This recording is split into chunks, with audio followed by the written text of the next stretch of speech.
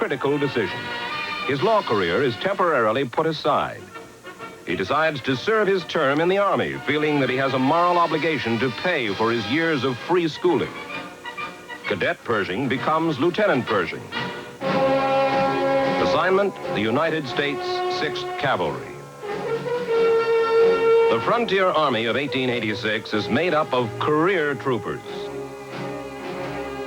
Lieutenant Pershing quickly learns that an officer must be a ramrod to enforce discipline among these troopers.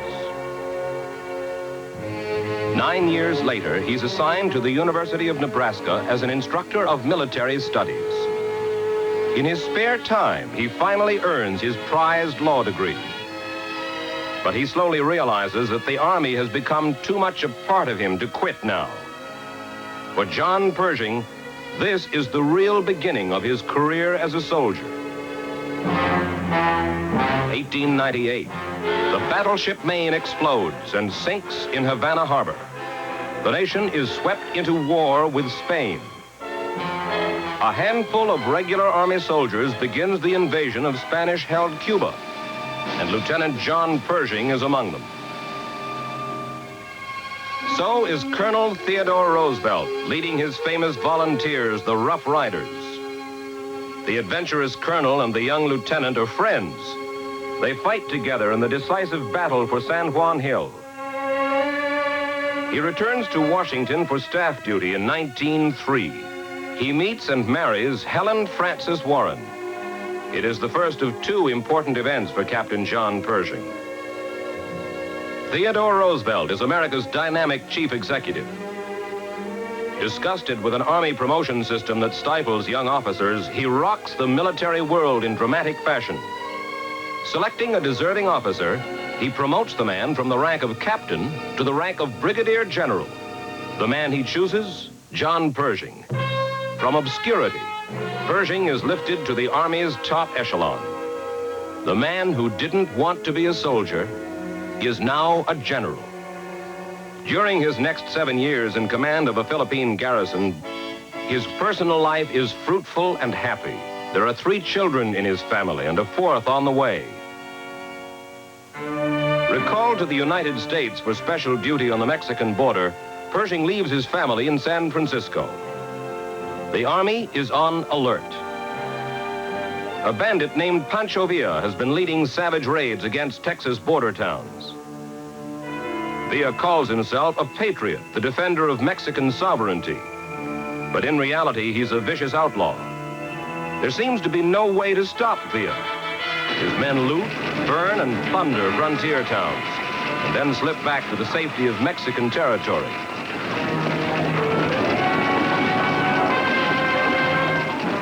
General Pershing can only stand by and wait for orders to follow Villa across the border. Meanwhile, he's found a home for his family.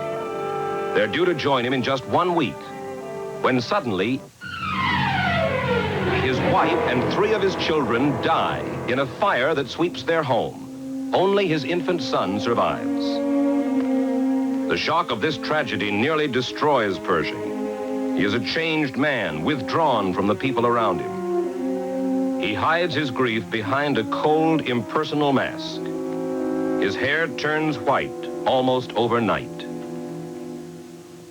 At this moment, word comes from Washington. General Pershing is ordered to chase, find, and capture Pancho Villa. It is the beginning of a hopeless goose chase through the mountains. Finally, on January 30th, 1917, Washington calls off the campaign. Pershing and his men are ordered home. There is a new kind of war raging in Europe. A war of tanks, planes, poison gas, machine guns, and long-range cannon.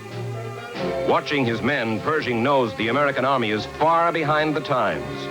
Its equipment and training methods date back to the Civil War. But on April 6, 1917, President Woodrow Wilson signs America's declaration of war.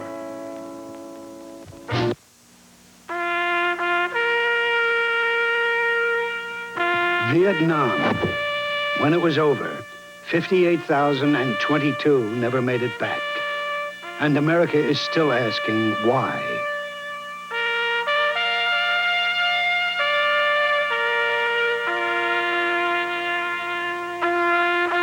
Time Life Books and Boston Publishing bring you the Vietnam Experience, the first book series that puts the war in historical perspective and begins to give you the answers.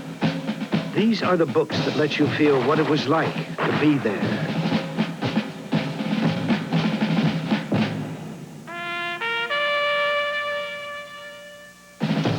From the Tet Offensive to the siege at Khe Sanh, from the rice paddies of the Mekong Delta to the jungles of the Ho Chi Minh Trail.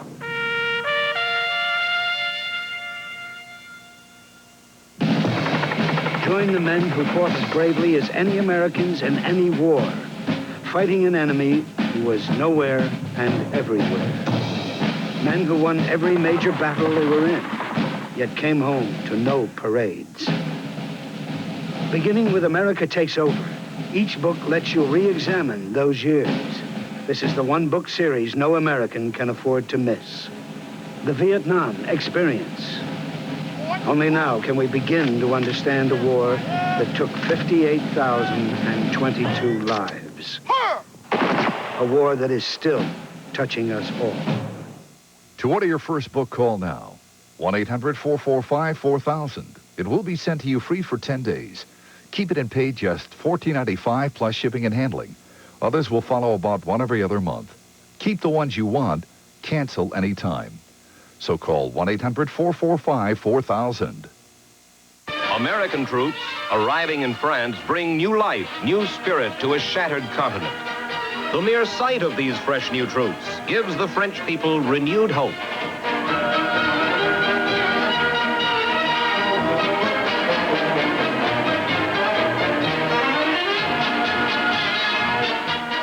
A simple statement is made, but it echoes across all of France. Lafayette, we are here.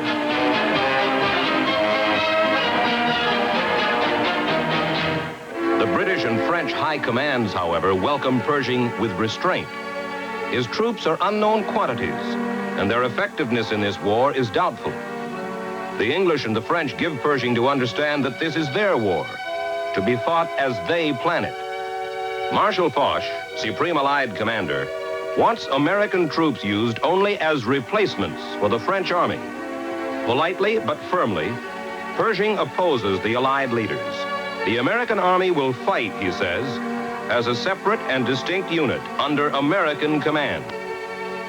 He must gamble that France and England can hold out until enough Americans can be properly trained for combat. Pershing's first battle has taken place in the dangerous jungles of European diplomacy. While General Pershing buys time at the conference table, his men train in the fields. Doughboys by the thousands are exposed to the tactics of trench war.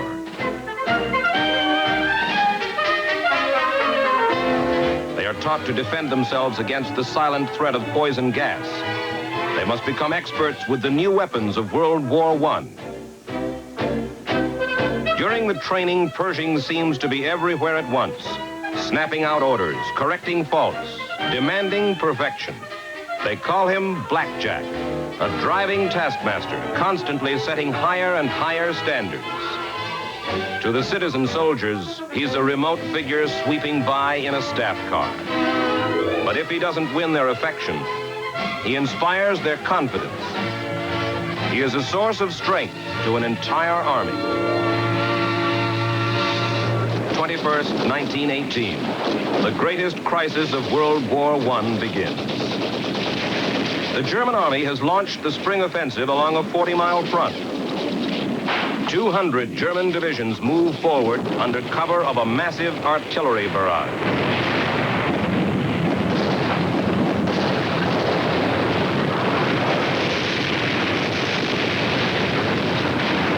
The Allied front cracks, and the Germans sweep for Paris. Pershing offers a few American units to help stem the tide.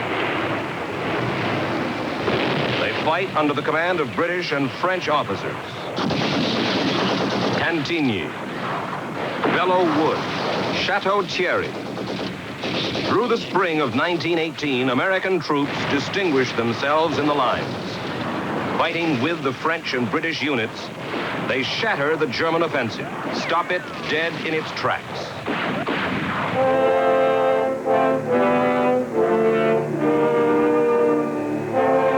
General Pershing now offers Marshal Foch the support of the entire American army, but there is no reply.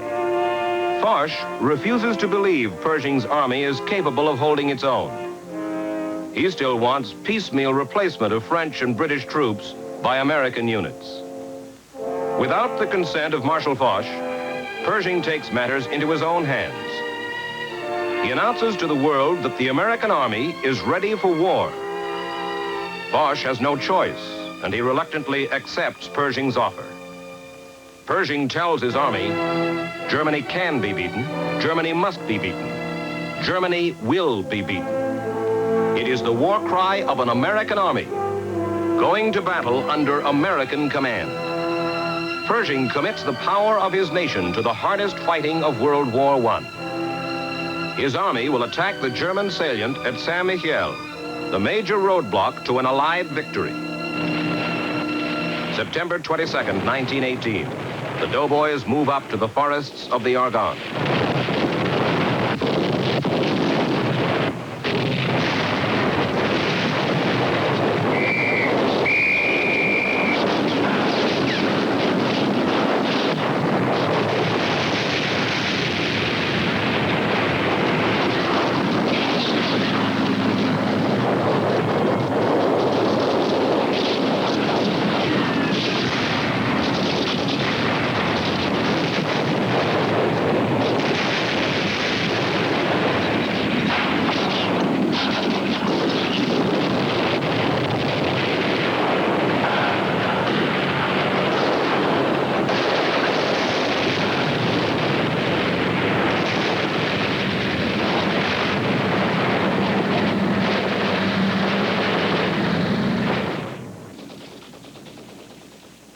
On November 11th, 1918, the doughboys receive word that the war to end all wars is over.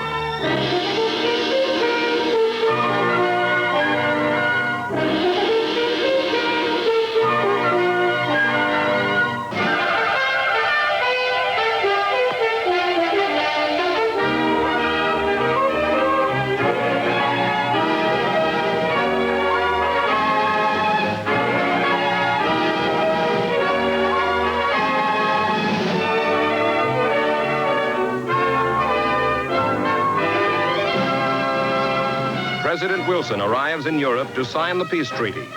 Pershing's success has earned the nation a voice in post-war planning. For this, he wins the gratitude of the president and of the entire country. He has proven America's strength and given the United States a powerful hand in world affairs. Black Jack Pershing is going home, and he says a last goodbye to Marshal Foch. Between them is a bond of respect and admiration, a bond that goes beyond political intrigue and rivalry. They have shared the great adventure. Sailing to the States, Pershing learns the most gratifying of all tributes has been given him. He has been named General of the Armies, the first man to hold that rank since George Washington. He relaxes for the first time in 5 years. He even clowns with his staff. As far as America is concerned, World War I is John Pershing's personal victory, and Americans are eager to shower him with the acclaim he richly deserves.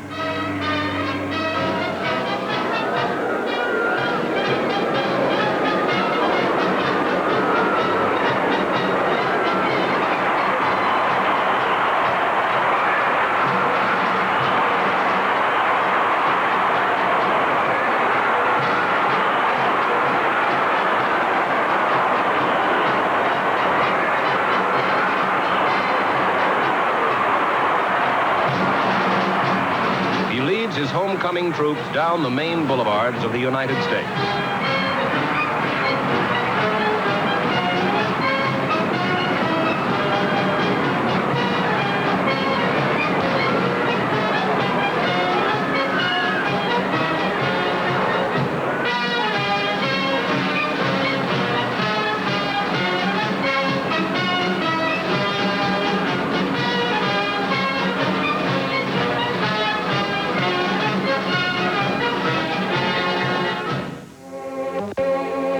On his 64th birthday, September 13, 1924, General Pershing retires from active duty.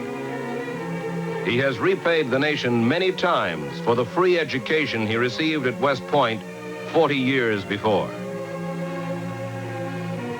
The farmer, lawyer, soldier, and general now becomes a world traveler, living out the autumn of his life. He returns to Europe each year to pay tribute to his soldiers, to recall the memories of incredible valor, and to remind the world of the terrible price of war.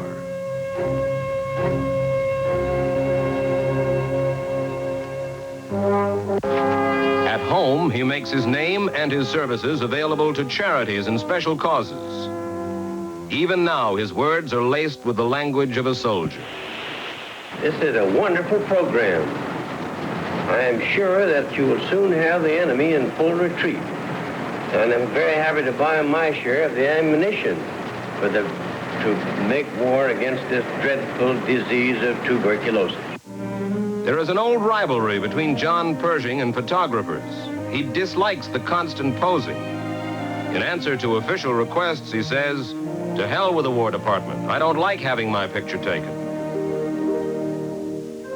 But on rare occasions, like his 79th birthday, he sometimes relents.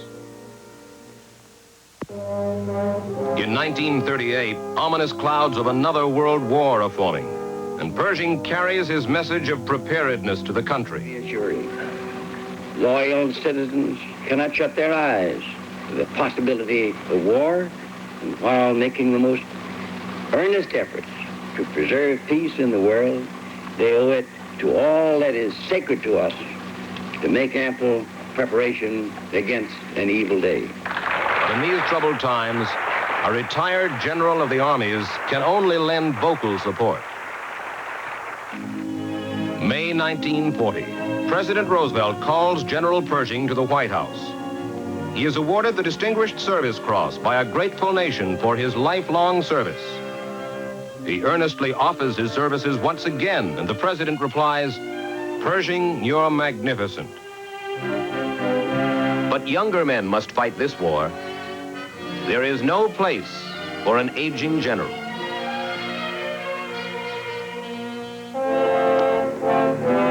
On July 15th, 1948, John Pershing dies in his sleep at the age of 88. His body lies in state in the Capitol Rotunda in Washington. Generations who know him only as a legend join his men, his veterans, to offer a last salute.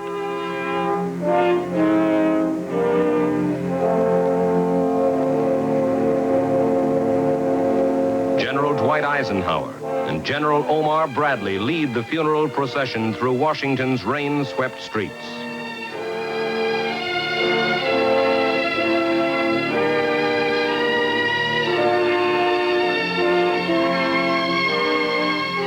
General of the Army is John J. Pershing.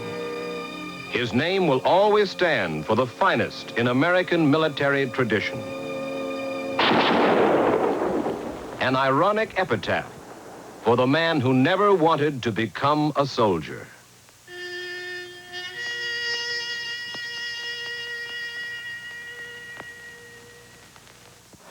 Imagine if today 11 states decided to break away from America. Grandchildren, South Carolina secedes. And they joined to form a nation of their own. Alabama secedes. And they began to pledge allegiance to a new flag. Louisiana secedes. Georgia secedes. These are the events that a century ago led to the deadliest conflict America ever fought, the Civil War. Time Life Books brings it all to life through the letters, diaries, and rare photos of the men who fought its battles.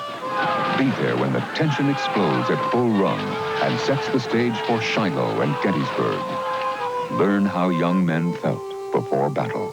My very dear Sarah, 2,000 men are sleeping around me, many of them enjoying the last sleep before death.